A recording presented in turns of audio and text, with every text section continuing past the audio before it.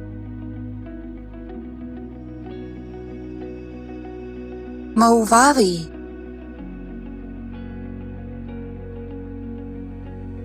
Movavi.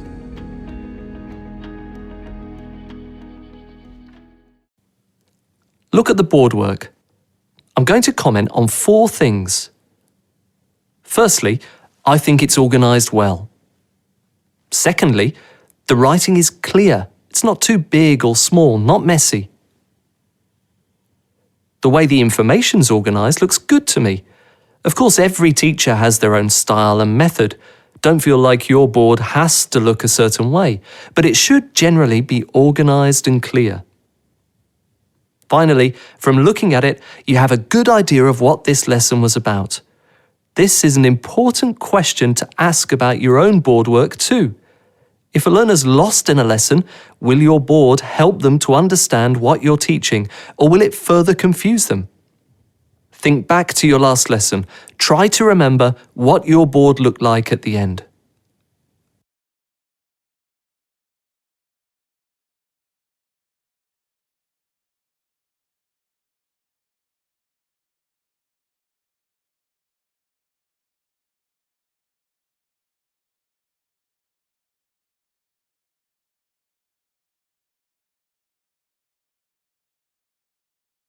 If you feel nervous about using English, write down and practice simple instructions, greetings and stories. Build up a list of useful expressions. And if this is new for your class, then you can use just a little English in each lesson and gradually increase it. You'll need expressions like turn to page 12. Repeat this. Please close your books. Find a partner and work in pairs. Then, to reinforce your message, use gestures, drawings, and write on the blackboard. Here's Kazimierz again. Use whatever resources you have, mime, your sense of humour, drawings, but try and keep it all in English. It can be very simple, and use the blackboard. The blackboard is a fantastic resource. So, when you give an instruction such as, now write 5 sentences, or read the paragraph on page 21, use a gesture and then write it up on the board. This will make your instructions easier to understand and to remember.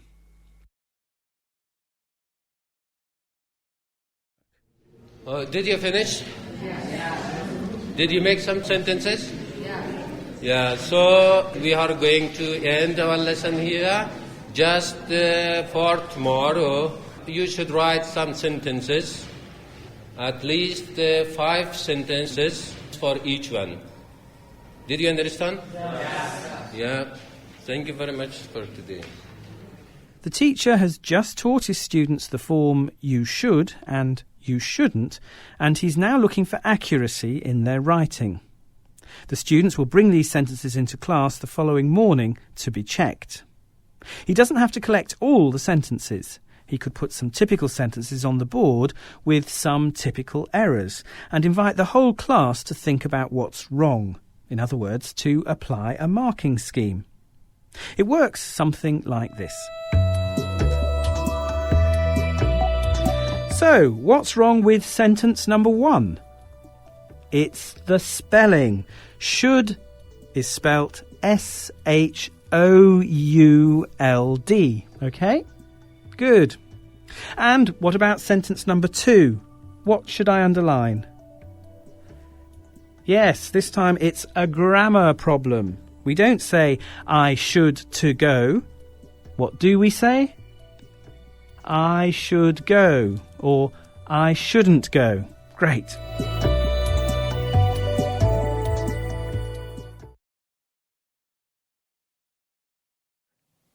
Narissa teaches in the Philippines. Here are some of their solutions.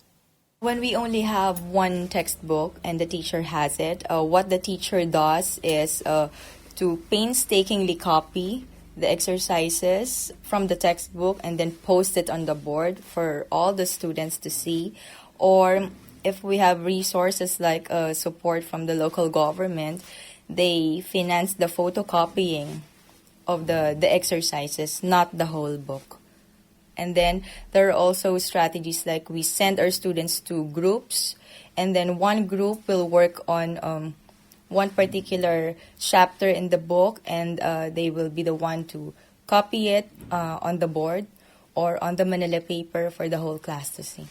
Narissa mentioned 3 possibilities. You copy out the exercises on the board, or perhaps a poster. Your school gets outside help to reproduce some of the exercises, but not the whole book. Or you get your students to help by working in groups. Each group copies out a section, and if it goes onto big sheets of cheap paper, these can be used as posters again and again.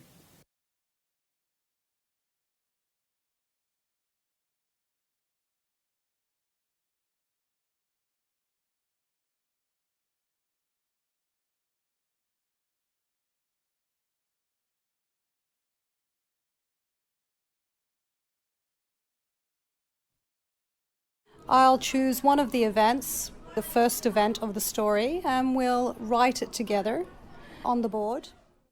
Let's listen to that part of her lesson. Shall we write the diary together? Yes. Okay. Are you ready?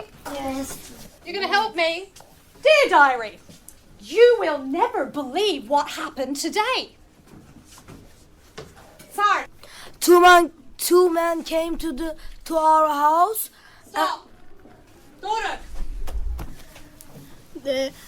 And then they talked Yes. with our father. And? With father and? Mother. Okay. Next. What else? Notice how encouraging the teacher is. She accepts lots of ideas and allows students to feel their contributions really matter. So, what ideas can we take away from Mr. Tamra's lesson?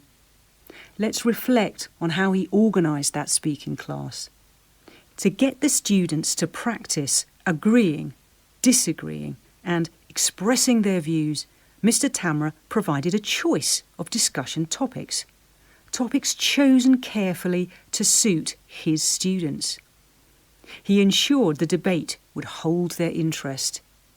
He was highly organised, and his students were experienced in this kind of activity. For example, while the students decided on which topic they wanted, Mr. Tamra wrote up key expressions on the board, such as, I agree with you, I don't agree with you because, and in my view.